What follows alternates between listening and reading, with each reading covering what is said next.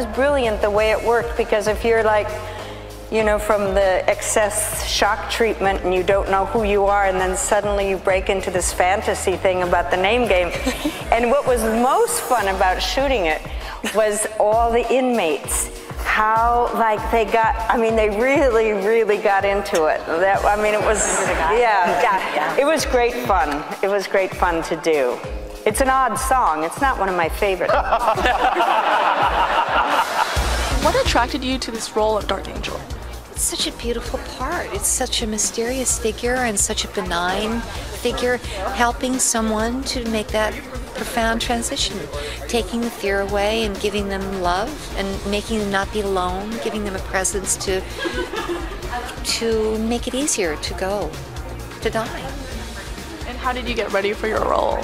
Well, that's what she was. She helped, and so she didn't want to be frightening. She wanted to be present. She wanted to be soft. And physically, yes, she would kiss the person, but it was just love. She gave them love. So it was motherly, it was non-threatening, it was helpful. Anything that was positive, she was. I was so attracted to her in the beginning because she was, I remember Ryan saying she's the innocent soul, she's the clean soul in this group of people at the beginning, and getting to play someone sort of so unsophisticated and sort of stunted, and someone who's had no experience. I've never had the opportunity to do that, and I love that. Playing someone who really was very,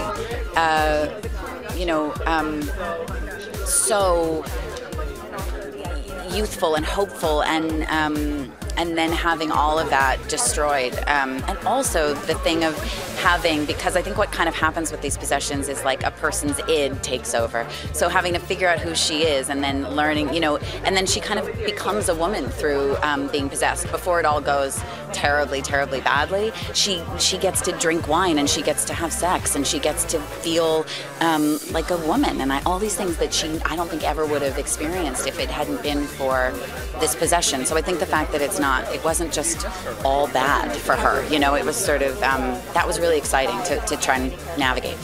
I didn't even know what I'd gotten when I got it. You know, I was cast, and then they told me, oh, and by the way, she looks like this.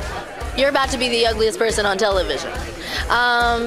So it's not even so much that I was attracted to Pepper. Pepper was attracted to me, apparently. But that's what makes you a great actress. Thank you. And were you a fan of horror before you joined the show?